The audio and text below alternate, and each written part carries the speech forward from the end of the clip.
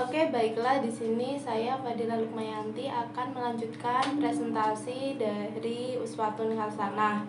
Nah, di presentasi yang sebelumnya Uswatun Hasanah sudah menjelaskan tentang perhitungan suku bunga, sudah menjelaskan tentang perhitungan bunga flat, bunga efektif dan juga bunga tetap. Nah, di sini saya akan menjelaskan tentang perhitungan bunga melalui metode bunga mengambang atau floating. Nah, di sini pada bunga mengambang, bank akan langsung menyesuaikan besar bunga sesuai mekanisme pasar. Ini berbanding terbalik dengan bunga tetap. Karena mengambang, pergerakannya tidak tetap, tetapi akan disesuaikan dengan suku bunga pasar. Bila suku bunga naik, maka otomatis bunga kredit perbankan akan naik dan sebaliknya. Contohnya, di sini contohnya suku bunga bulan ke-1 sampai ke-4 itu 12%. Suku bunga bulan 5 sampai 8 itu 14%. Nah, di sini untuk perhitungannya bulan pertama kan, karena bulan pertama sampai ke-4 kan 14%, itu jadi 12%. Jadi bunganya 12% dikalikan nominal pokok pinjamannya, yaitu sebesar 18 juta.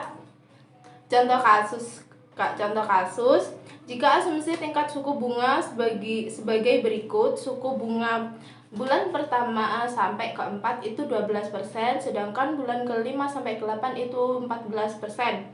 Nah, untuk pokok pinjamannya 18 juta dan untuk jangka waktu kreditnya 24 bulan. Nah, untuk perhitungan bunga pada bulan pertama itu berarti 12% dikali 18 juta dibagi 12. 12 itu adalah bulan dalam 1 tahun dikali 1 tahun maksudnya, sama dengan 180.000. Untuk pokok pinjamannya itu 18 juta dibagi 24. 24 itu banyaknya bulan dalam 2 tahun, ketemu 750.000. Jadi cicilan bulan pertama itu 750 ditambah 180.000 sama dengan 930.000. Nah, ini untuk bulan kelimanya, karena bulan keempat sampai kelima itu bunganya 14%. 14%, jadi perhitungan bunganya itu 14% dikali 18 juta dibagi 12 dikali 1 sama dengan 210.000. Untuk angsuran bulan kelimanya 750, itu pokok pinjaman 18 juta dibagi 24 tadi, ditambahkan 210 bunga bulan kelima sama dengan 960, dan begitu seterusnya. Oke, untuk yang slide selanjutnya itu saya akan menjelaskan tentang perhitungan menghitung angsuran kredit. Ada 3 cara. Yang pertama itu ada perhitungan flat rate. Nah, di sini ada contoh soalnya. Itu Bank A memberikan kredit sebesar 6 juta selama 6 bulan kepada debitur C dengan tingkat bunga 12% per tahun flat rate. Total bunga itu rumusnya PL dikali I dikali N, dan untuk bunga per bulannya PL dikali dalam kurung I per 12. Nah, dimana ini PL adalah platform kredit. Platform kredit ini adalah jumlah utang sebenarnya yang harus dibayar oleh kreditur. Nah, untuk I adalah suku bunga per tahun, N adalah jangka waktu kredit. Nah, untuk bulan pertamanya itu perhitungannya 6 juta dikalikan 12% dikali 6. Nah, 6 bulan ini kan dalam hitungan tahun itu kan setengah tahun ya, dijadikan 1/2. Jadi untuk perhitungannya nanti 6 juta dikali 12 per 100 dikali 1/2 sama dengan 360.000. Itu untuk cicilan. Nah, untuk bunga per bulannya itu adalah perhitungannya 6 juta dikali I per 12 sama dengan, nah ini untuk I nya kan 12 per 100. 12 per 100 dibagi 12 itu dijadikan desimal, jadinya 0,12. 0,012 terus dibagi 12 ketemu 0,01 dikali 6 juta, hasilnya 60.000. Jadi bunga per bulannya adalah 60.000. Nah, untuk cara perhitungan yang kedua yaitu efektif atau sliding rate. Nah, di mana perhitungan bunga dilakukan setiap akhir periode pembayaran angsuran, sehingga bunga kredit dihitung dari saldo akhir setiap bulannya. Jadi bunga yang dibayar debitur setiap bulannya menurun, sehingga jumlah angsuran yang dibayar debitur setiap bulannya akan semakin mengecil. Nah, untuk soalnya itu sama seperti soal contoh yang sebelumnya. Nah, untuk bunga per bulannya rumusnya itu adalah SA dikali I per 12. Nah, I per 12 tadi sudah dicari dan ketemu 0,01, jadi tinggal dikalikan saja. Jadi ketemunya itu 60.000. Dan begitu seterusnya. Nah, untuk yang ketiga, cara yang ketiga itu ada anuitas. Nah, anuitas di sini adalah di mana jumlah angsuran bulanan yang dibayar debitur tidak berubah selama jangka waktu kredit. Namun demikian, besarnya angsuran pokok atau angsuran bunga setiap bulannya akan berubah, di mana angsuran bunga akan semakin mengecil sedangkan angsuran pokok akan semakin membesar. Nah, masih dengan contoh soal yang sama seperti sebelumnya, namun di sini untuk rumus anuitasnya berbeda. Nah, berdasarkan rumus yang ada di sebelah sini, jadi untuk perhitungannya ada 6 juta dikali 0,01, itu adalah I per 12 dan juga dikali 17,25484. Ini adalah hasil dari rumus yang ada di sebelah sini tadi, dan ketemu 1.035.290. Nah, untuk di sini untuk menghitung angsuran pokoknya adalah jumlah angsuran dikurangi dengan angsuran bunga. Nah, bisa dilihat di rumus yang sudah saya berikan di sini dan bisa dipahami untuk menghitung angsuran pokok dan saldonya. Nah, dan untuk perhitungan yang selanjutnya seperti itu seterusnya. Untuk slide selanjutnya saya akan menjelaskan tentang kegiatan-kegiatan bank dalam mengatur kegiatan funding atau penghimpunan dana. Nah, funding berarti mengumpulkan dana dengan cara membeli dari masyarakat luas dalam bentuk simpanan giro, tabungan, dan juga deposito. Dalam kegiatan funding, bank memiliki cara-cara agar masyarakat mau menginvestasikan dananya melalui bank. Nah, strategi bank ini biasanya dengan cara memberikan imbalan yang menarik seperti perhitungan suku bunga, kemudian hadiah atau reward, seperti biasanya ada undian motor untuk kepada nasabah bank yang melakukan transaksi. Kemudian ada juga dengan servis atau pelayanan yang memuaskan kepada calon nasabah. Nah, untuk yang berikutnya ada sumber-sumber penghimpunan dana bank, antara lain yang pertama ada dana dari bank itu sendiri atau dana intern.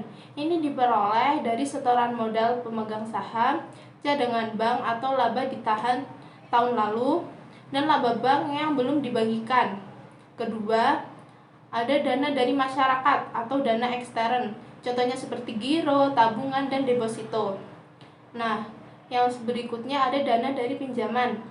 Di sini merupakan dana tambahan jika bank mengalami kesulitan dalam pencairan sumber dana yang pertama dan kedua.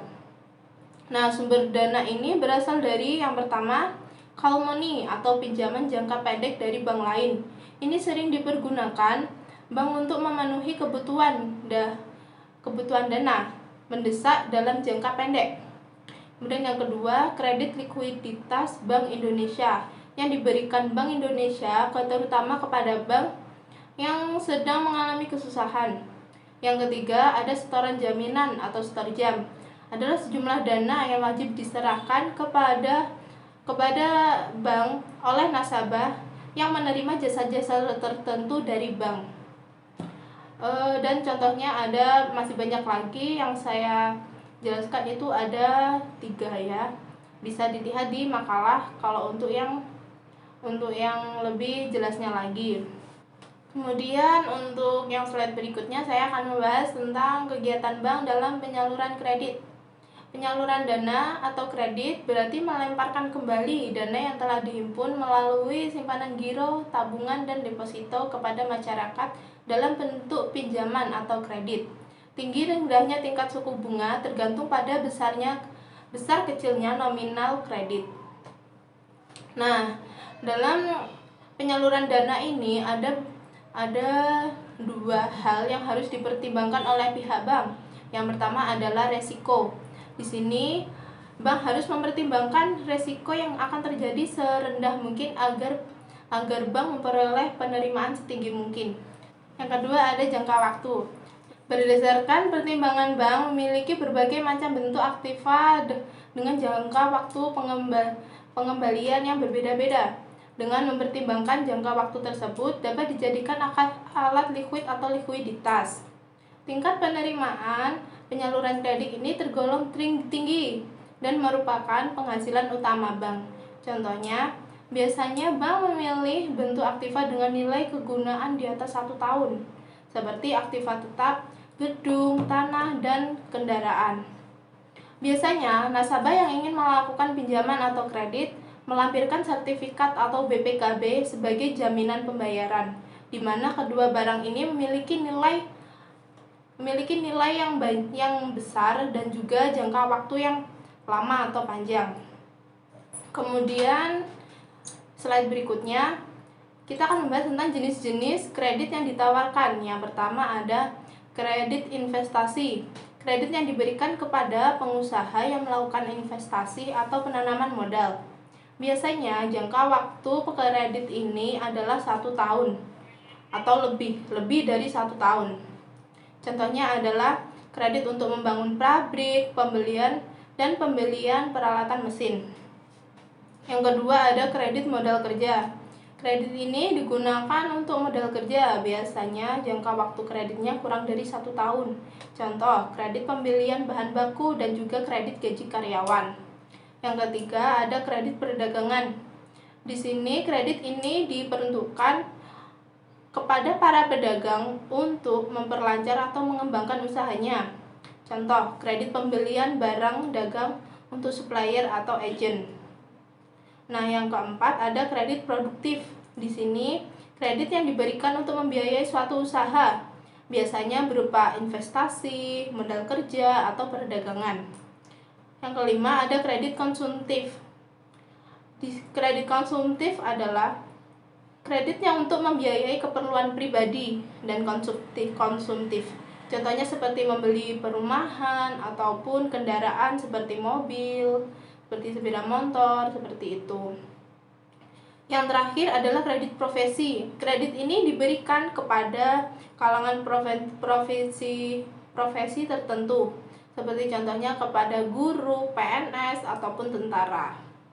Sekian presentasi dari saya dan juga Uswatun Hasanah. Apabila ada yang kurang jelas bisa ditanyakan, dan apabila ada kurang lebihnya saya mohon maaf. Wassalamualaikum warahmatullahi wabarakatuh.